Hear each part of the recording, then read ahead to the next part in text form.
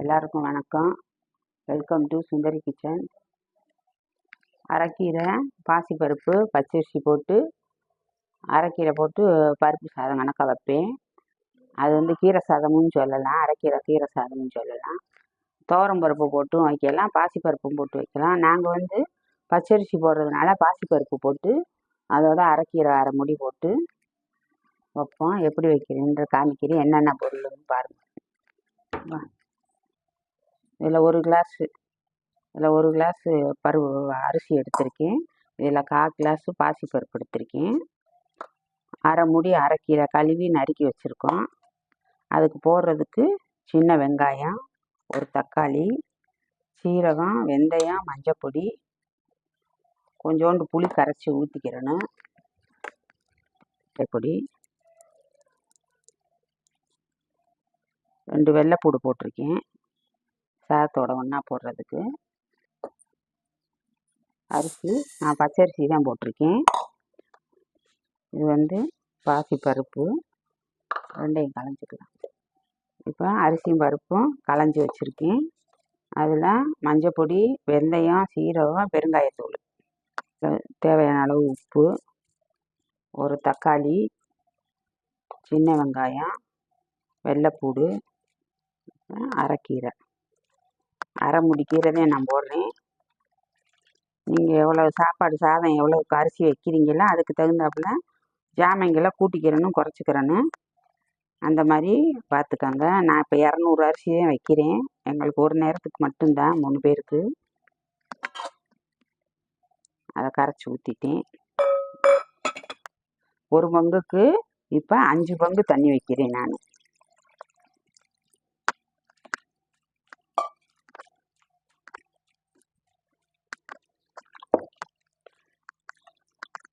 இப்போ இது பாசிப்பருப்பு வாசி. உங்களுக்கு இந்த மாதிரி வச்சிங்கன்னாத்தேன் மத்தியானத்துக்கு நம்ம சாப்பிடும்போது நெழுகலாக நம்ம இந்த இதில் திருப்பதியிலாம் கொடுப்பாங்க. அந்த மாதிரி சாதம் எடுத்து சாப்பிடும்போது சூப்பராக இருக்கும். நீங்கள் 1க்கு 2, 1க்கு 3ன்னு வச்சிங்கன்னா பருப்பு சாதம் கணக்காக கெட்டி ஆயிரும் பாசிப்பருப்பு போட்டதுனால. அதனால் நான் போடுற பக்குவத்துக்கு நான் இன்றைக்கி உங்களுக்கு சொல்லியிருக்கேன். இப்போ இதுக்கு தாளிச்சுக்கிடுவோம். தாளித்து ஊற்றி அப்படியே முடிச்சுக்கிற வேண்டியது. எண்ணெய் ஊற்றிருக்கிறேன் தாளிக்கிறதுக்கு.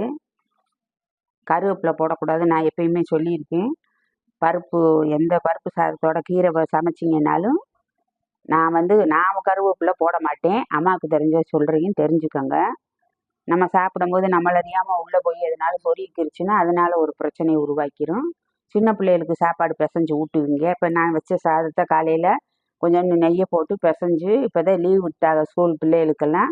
காலையில் எந்திரிச்சது ஒரே வேலையாக முடித்து ஹாட் பாக்ஸில் எடுத்து வச்சுருங்க. மத்தியானத்துக்கு நீங்கள் லஞ்ச் சாப்பிட்டுக்கிடுவீங்க. பசங்களுக்கும் காலையில் நல்லா ஹெல்த்தியாக ஊட்டி விடுங்க. நீங்களும் காலையிலேயே சாப்பிட்டுக்கலாம். நைட்டு கூட இட்லி, தோசை எதுனாலும் செஞ்சுக்கோங்க. ஒரே நேரம் சமைச்சிட்டு நல்லா ரெஸ்ட் எடுத்துக்கலாம். அந்த மாதிரி தான் வேலை. சீரகம், கடுகு போட்டு தாளித்து இதில் கொட்டிடணும். ஒரு அரை ஸ்பூனு தனி மிளகா பொடி. நான் பச்சை மிளகா போடலை, எங்களுக்கு பச்சை மிளகா பிடிக்காது, அதனால பச்சை மிளகா போடலை. ஒரு ஸ்பூனு இது போட்டிருக்கேன். இந்த பட்டை வத்த காரமும் இந்த இந்த மிளகா பொடி காரமும் தான் எனக்கு. நாங்கள் வேறு எதுவும் போடலை. நீங்கள் பச்சை மிளகா தேவையாக இருந்தால் ஒரு பச்சை மிளகா நறுக்கி கீறி பொடியை அரிஞ்சு போட்டுக்கோங்க. பெருசு பெருசாக போட்டிங்கன்னா அதுவும் உங்களுக்கு சங்கட்டமாக தெரியும் சாப்பிடும்போது.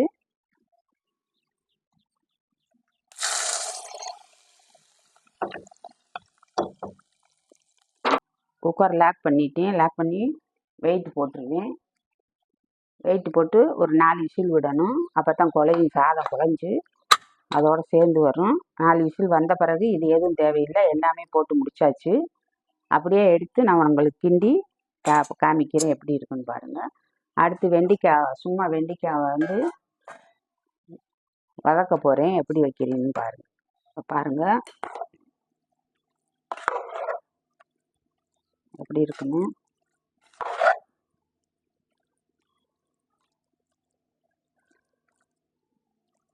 சாப்பிடாத பிள்ளைய கூட இது சாப்பிடுங்க.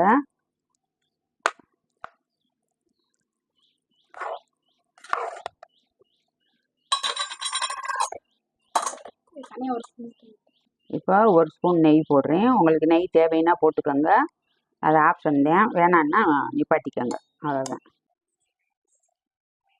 ஒரு 2 ஸ்பூனு எண்ணெய் ஊற்றிருக்கேன். அதுக்கு வந்து வெண்டைக்காய்க்கு வெறும் கடுகும் சீரகம் மட்டும்தான் போட்டிருக்கேன்.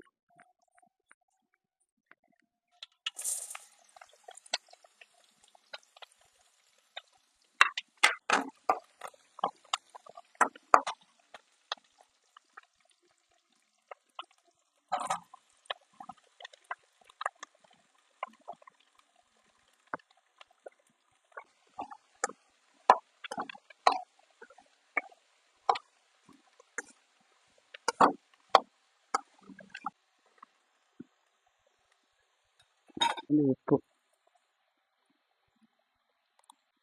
இப்போ இதோட வதக்கும் போதே நீங்கள் கொஞ்சோண்டு உப்பு போட்டு வதக்கிட்டீங்கன்னா வந்து பிசு பிசுன்னு இந்த மாதிரி வரும்.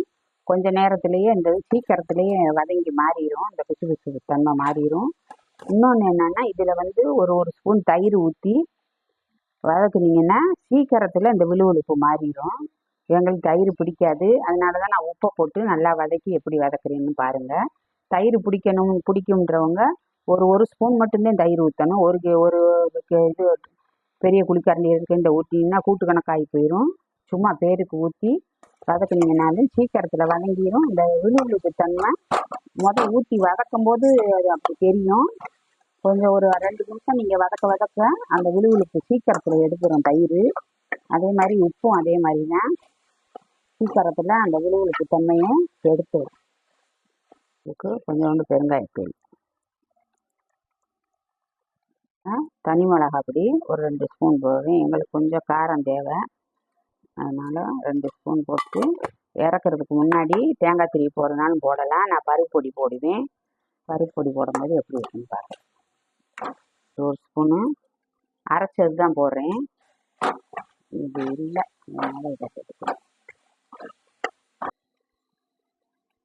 அதுக்கு ஒரு ஸ்பூன் பருப்பு பொடி போட்டுக்கலாம். வெறும் வறுத்த நடக்கலை பருப்பு, பொரிகடலை, பட்டை வத்தை சரி எடுக்கணும். நீங்கள் எந்த கப்பில் பொரியல் எடுக்கிறீங்களோ அதே கப்பில் நடக்கலை பருப்பை தோலை எடுத்துட்டு நல்லா புடச்சிட்டு, அது நம்ம காரத்துக்கு தகுந்தாப்புல ஒரு 10 வத்தை பட்டை வத்தை அதையும் லேசாக சட்டியில் போட்டு 3யுமே வறுக்கணும். வறுத்த நடக்கலை பருப்பு இருந்தால் வறுக்க தேவையில்லை, பொரியலில் கட்டாயம் வறுக்கணும். நடக்கலை பருப்பையும் லேசாக சூடு பண்ணிவிட்டு அந்த சூட்லேயே அந்த வத்தலையும் போட்டு நல்லா 10 வத்தை போடணும். நம்ம எவ்வளோ ஜாமான் எடுக்கிறோமோ அதுக்கு தகுந்தாப்புல காரத்துக்கு தகுந்தாப்புல கொஞ்சம் காரமாக தான் இருக்கணும் இது. இப்போ பாருங்கள், அடுப்பை ஆஃப் பண்ணிட்டேன், எப்படி இருக்குன்னு.